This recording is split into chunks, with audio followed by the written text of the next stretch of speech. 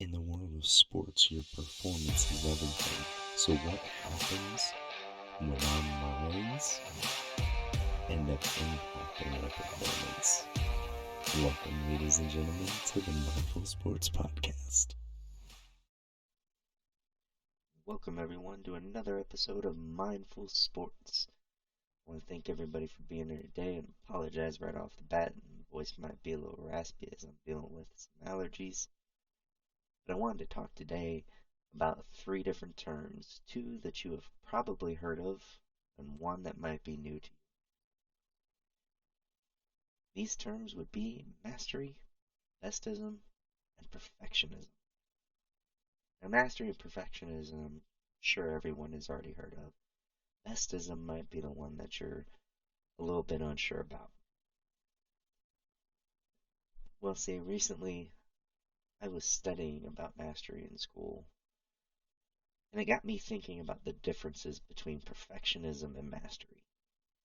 Then the question of perfectionism came up in a conversation with a friend, and it got me thinking about whether perfectionism is always actually perfectionism, or is there something else? And while processing that and trying to answer that question, I came up with this term of bestism. It's kind of a middle step between being a master of your craft and being a perfectionist. So, what are each of these terms, and what are the differences between them? Well, I wanted to start with the lowest of these three, and that would be mastery. See, by definition, mastery is having the authority of a master, having the upper hand in a contest or competition, or possession or display of great skill or technique. In essence, you're either being in control of something or having superior skill in or knowledge about a subject. This doesn't inherently mean that you are going to be perfect or even the best, but more so that you are skilled in the top percentile of an area. In any sport that you look at, even those who are considered masters are not perfect, and sometimes they're not even the best.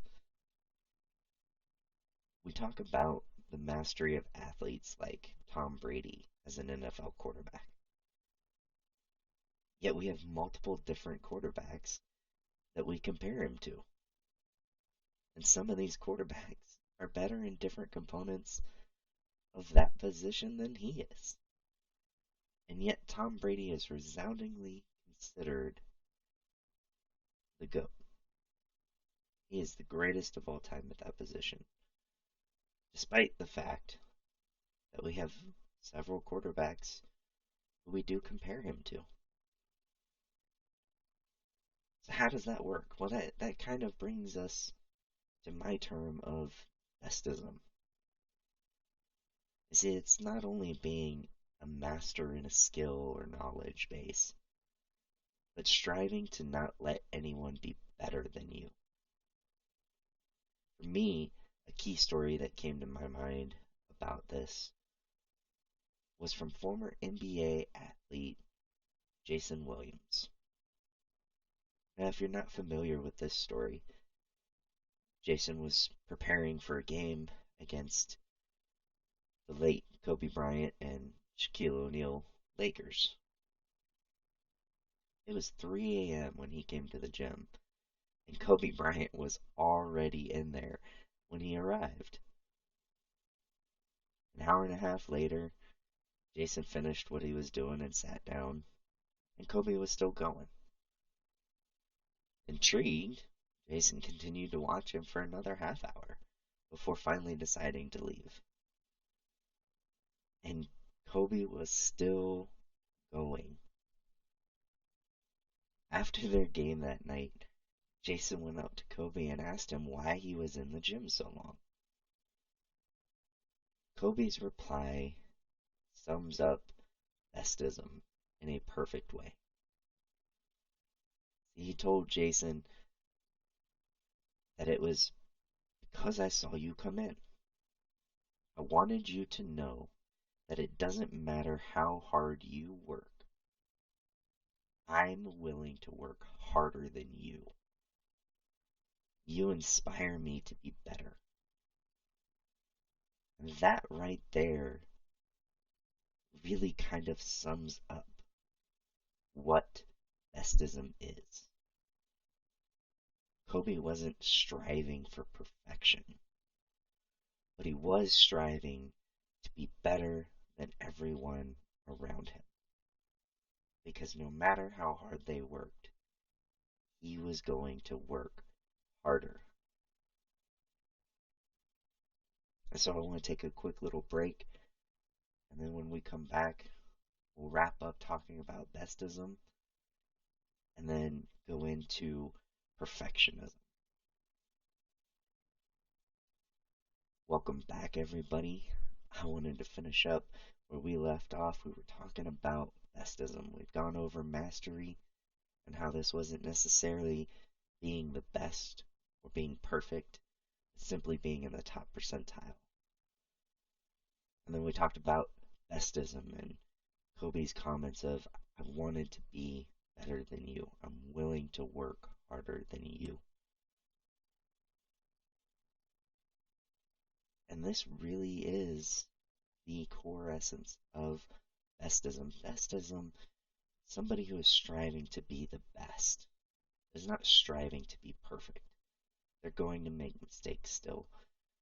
It might even be a situation like with Kobe Bryant where he still had bad days, still missed shots, or maybe like Tom Brady where somebody else has a bigger arm than he does.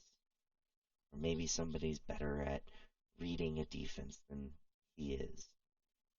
Maybe it's a quarterback who can scramble and get out of trouble better than Brady does. And yet, Brady and Kobe are still considered some of the best. And that leads us into perfectionism. This goes above beyond being a master of your craft, beyond wanting to be the best. You're striving for perfection. See, the other two styles still have their faults. We talked about that. They might be masters of the best, but they're not perfect. Talked about Kobe still having bad games, still missed shots. Tom Brady still isn't perfect in every area. He still misses throws. To a perfectionist, those things would drive them absolutely crazy because it would be completely unacceptable to them. Even non-athletes who are perfectionists struggle with the pressure of needing to be perfect. Think about how much harder it must be when you have thousands, if not millions, of people watching you, or when you have thousands to hundreds of thousands to millions of dollars on the line, and you're a perfectionist, and everything has to be perfect. The added strain of not only now having to be perfect yourself, but having to be perfect for everyone is immense. And that's why we have to be very cautious of falling into that mental trap of perfectionism. Now, I know today we kind of just did a brief overview of each of these three terms, but I wanted this to be a starting point to just give you that overview of these three. And then over the next three episodes, we'll take each mindset individually and break them down a little bit more and dive further into them and talk some about the pros and the cons of what each of these mindsets can provide. Because there are some benefits even to perfectionism. And there are detriments even to mastery. That's a lot of hours, a lot of time, and a lot of sacrifices that you have to make just to reach the mastery level. And so in the future episodes, we'll break those down and we'll go into those. But for now, I want to leave everyone with a couple questions. The first is for everyone in general, whether you're an athlete or not. Which of these three categories do you find yourself in? Are you someone who's just looking to be a master and be someone that people come to? Are you wanting to be the best where you are better than everybody else? You're not perfect, but nobody's better than you. Or are you looking to reach that high and lofty and seemingly unattainable goal of perfectionism and not having any faults? And now, specifically for coaches and athletes, how can you identify these mindsets in practices or the games? And what ways do you believe that you could use any of these mindsets to your benefit without succumbing to the mental pressure that they place on you?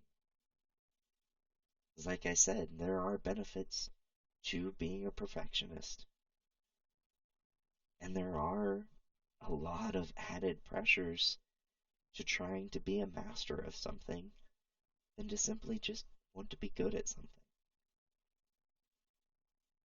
And for coaches and athletes especially, we really need to be able to answer both of these. We need to know which one of these categories we fall into, or our athletes fall into if we're a coach. And we need to be able to identify them both in ourselves and in others in what we're doing so that we can help each other avoid the downfalls that come with them. Like we've talked about before, we can't do this alone. It takes a team. And so we want to be able to take care of ourselves and take care of our teammates or our other athletes. I look forward to breaking these down with you guys in future episodes. I think the next three episodes will be very revealing and hopefully beneficial for everyone. So I will see you guys next time, and I hope you guys have a great day. Please make sure to give this episode a like, share this with your friends and family, and leave us a comment or review. Thank you everybody for tuning in. Make sure to subscribe to stay up to date, and have a great day.